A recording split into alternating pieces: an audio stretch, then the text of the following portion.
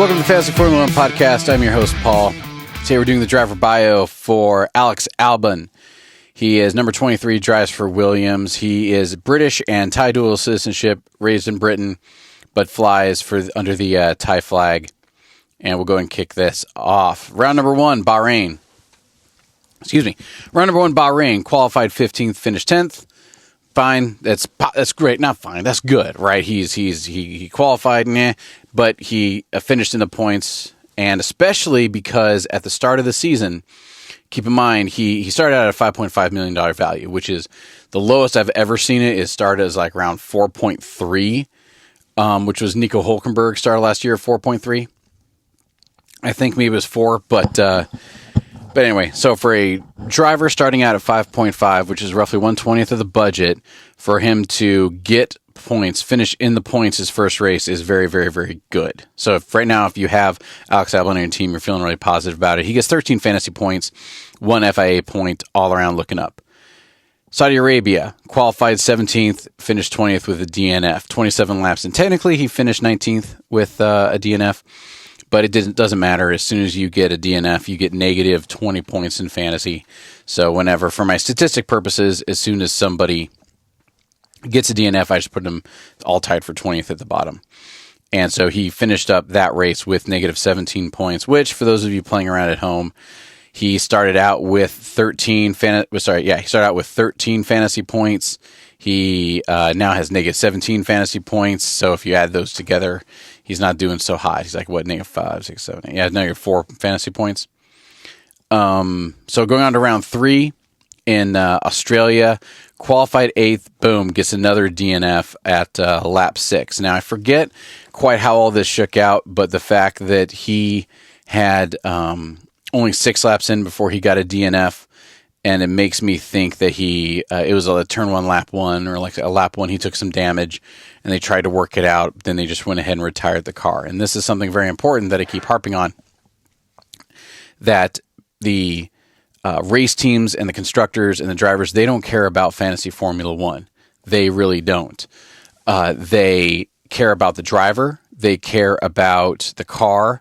And as soon as as soon as it's in their best interest long term to not put more wear and tear on the car, or if they know they're going to be finishing out of the top 10 and there's not going to be a championship points for them, well, then they'll go ahead and just resign, because it's not worth risking more damage to the car when it's not going to get you forward in the championship. Whether you finish 11 or you finish 20, you don't get any championship points, so it doesn't matter.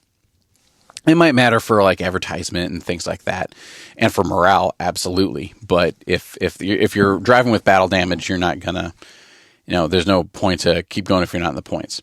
Round number 4, Azerbaijan. He qualified 13, finished 12, and walked away with 2 fantasy points, which is good. And now his overall PP points per million spent is negative 0.88. which stinks, which means that right now at this point, you're still in the negative fantasy points. You're finishing week 4 of a it ended up being 22 weeks, but 23-week season, and you're in the negative points. Like, that is not something. So right about now is when everyone usually would jump ship if you hadn't jumped ship already. But we'll talk about those trends here in a second. Round number 5, Miami, qualified 11th, finished 14th. Again, trending in the wrong direction. Has negative 1 fantasy points. Now his 3-race points per million is down to negative 0.41. Okay. Round number 6 gets skipped. Round 7 in Monaco, qualified 13, finished 14. Again, negative trend. Walked away with 0 points for that. Round number 8 in Spain, qualified 18, finished 16. Good. A little bit in the positive direction. Walked away with 5 fantasy points from that race. Finished a lap down, but it's okay. For Canada, qualified 10, finished 7. Hey, we're back more in the positive direction. Walked away with 22 fantasy points. Now his 3-race average is 0.8, and his 5-race average is 0.5. Now, the reason why I calculate the 3-race and 5-race averages is because the traditional points per million that the website, the FIA, provides takes into account all of the races in the season. And then you get into an issue called regression towards the mean, which means that if I have, and I do lots of different examples like this, but as soon as for the first 3 races I crash out, and so I have negative 20, negative 20, negative 20, and then I start doing well and get 2, 3, and 5 points afterward, those negative numbers are going to weight me down so much that it's going to be very difficult to get out of it. And sometimes the reverse happens, where you like look at Sergio Perez in 23 and look at Austin Martin. They do really, really well, and then they have a drop off. And if you look at, for example, Sergio Perez, he did really great, had a drop off, started climbing back towards the end of the season, but he still finished second in the championship, even though he'd been struggling mid season. I focus on, I have, yes, of course, the total average, but also the 3 and the 5 race averages. So that way you can see what they're doing recently, what they're doing in the middle term, and what they're doing overall, so you can watch those trends. So in the short term, he's looking good at 0.8. In the middle term, he's looking not bad at 0.5, but overall, when you keep those DNFs on his record, he's not doing hot at all. Round number 10, Austria. Qualified 10th, finished 11th. Again, qualified not as well as raced not as well as he qualified. Walked away with 11 points. My guess is there was a lot of passing going on there. Great Britain. Qualified 8th, finished 8th. Wonderful. Now he's qualifying in the points and he's finishing in the points. He walked away with 8 fantasy points from that, which is strong. Then the next race, Hungary, qualified 16th, 7. Again, not in the points, but because he improved his place and passed some people, he walked away with more fantasy points than he did when he qualified 8th and finished 8th. Round 13, Belgium, qualified 16th, finished 14th. Again, not in the points, but all we care about is that he improved his place, and as soon as he is mixing it up with back-of-the-pack drivers, he can pass them easier. Remember, at least in the 2023 rules, 2024 hasn't been released yet, if I'm driving, and let's say I'm 15, if I'm driving, I go in the pits, 4 cars pass me. I don't lose points for that because I'm in the pits. But if I'm faster than them, then I come out of the pits and I pass them again, I get 4 points. I go into the pits again, they pass me, I come out, I pass them again, I get another 4 points. So that's how you can have races like this where Alex Albon is in the back half of the field for the entire race, but yet he gets more fantasy points than when he qualified in the front and finished in the front, because when he's qualifying, when he's in the front half of the field, he's getting passed more. So he's not gaining all those points. But they are. So as soon as I pass you in the pits, so let's reverse my example. I'm driving, you go in the pits, I pass you. I don't get any points because I passed you in the pits. As soon as you come out of the pits and you pass me, I get -1 because you passed me. Then you go in the pits again. I pass you in the pits. Nothing happens because you're in the pits and it doesn't count. You pass me again because you're faster. I go -1. You go +1 again. So when Alex Albon is in the front of the pack, he doesn't get as many points because everybody's faster than him. And he's constantly getting passed. Every time there's a pit stop or anytime there's whatever. When he's in the back of the pack, he's the one doing the passing, so he's getting more fantasy points.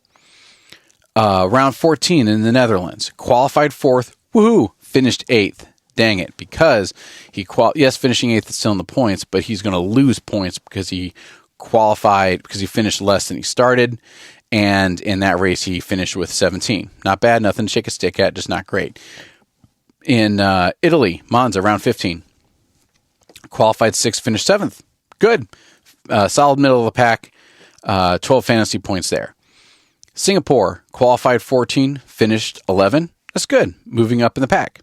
Not like moving up the pack, but good. He qualified. He finished better than he started, which is important.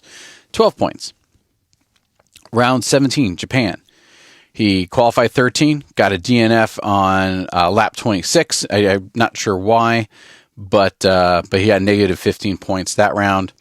Alex Albon on Qatar, qualified 14, finished 13. Good, moved up a little bit in the world. Had 23 fantasy points for that race. And I would need to look and see. Okay, so that was a sprint weekend. So some of these I'm not diving too much into the sprint races right now. I have the stats, but the sprint races are kind of an anomaly for me because we'll talk about sprints here in a second, but I really don't know how much the drivers care. We'll talk about that later. Remind me on a different podcast. So he had all those points, and Alex Albon, I believe, does better in sprint races. You know what? I'm curious now. Let's see what's going on here. Sprint races. Okay, so Alex Albon qualified 17 for the sprint, but finished, here we go, 7 for the race. So he got 2 FIA points for that. So I think most of his points come from passing people in the back of the pack. Again, that's just for me analyzing it. I would need to actually watch the races and look out for it a little bit more than I did last season. Round 19, the Grand Prix in Texas. Where'd it go? Here goes. He qualified 18th, finished 9th, which is wonderful. So he gets positive 14 for that.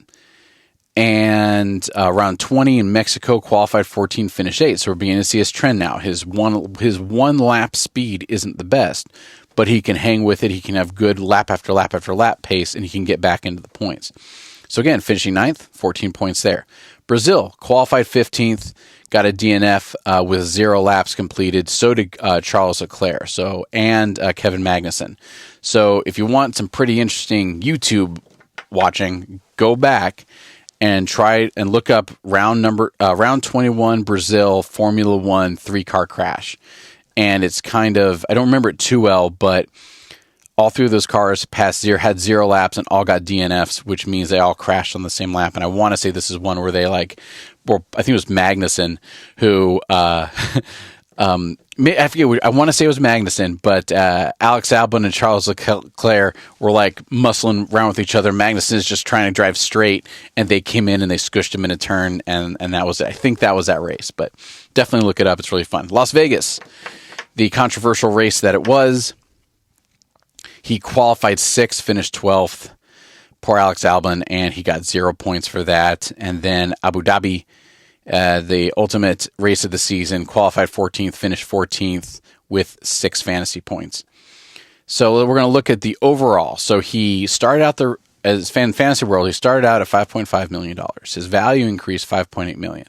So his end value was 11.3, which isn't bad. That's the value Lando Norris started at. And, it's more than Oscar Piastri started. That's more than Pierre Gasly started. That's more than Bottas started. So the value, the value suggests that he improved over the season. That's fine. The part that hurts is the DNFs. So he overtook 123 cars all season. So that was 5.6, around 5.5 passes or overtakes per race, which is huge, and that's where he got most of his points from. He finished in the top 10 7 times, which is great. He had 4 DNFs, and man, I tell you, that really, really stinks, because those DNFs, like I said, you get negative 20 points every DNF, and the fact that he had 4 of them all season means that if there's 23 races, 4 times 4 is 16, 4 times 5 is 20, 4 times 6 is 24, right? So he basically, between a 6th and a 5th of the time, 20% of the time, he didn't even finish the race, which is rough. He got driver of the day once, which is good for him. And overall, he had 127 fantasy points with a 0.51 published points per million. And the lesson from Alex Albon in 2023 is that DNFs will absolutely tank your driver and tank your team. Because if he hadn't had those DNFs, let's just say he just got 0 points instead of those negative points. Each DNF equaled for his overall score negative 20. So let's put those 20 points back on there, right? Well, that means he would have had 80 more fantasy points than he did. As soon as you take 80 plus 127 that he finished with, that's 207 fantasy points for the whole year. Now suddenly, with 207 points, now he's in the same neck of the woods as Lance Stroll, who had 221, with 207. He's now not quite there, but he's a little bit behind Pierre Gasly. And with 207 points, he is far ahead of, he's already far ahead of Daniel Ricciardo, but then he's double what, close to double what Esteban Ocon had, right? And I'm not trying to be too far out here, but then he goes from Yuki Tsunoda. Then he's already better than Yuki Tsunoda points-wise, but then he would have been significantly further ahead of Yuki.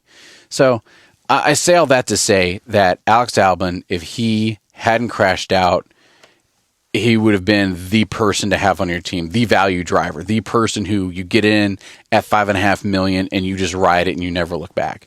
But because he had those DNFs, it really weighted down his performance, and it turned him to one of those do I have him, do I not drivers for all seasons. So going into 2023, going into 2024, it's if he can not crash as much, then he'll absolutely be worth it. If they start him out at the low price again, if they start him out at 6 or 7, he's just absolutely not worth the gamble. If you start him out at $4.5 million again, and hope that he doesn't kiss the wall as much as he did before, then he might be worth it. But yeah. So anyway, I hope you enjoyed it. Thanks for listening. I will see you next time. Cheers.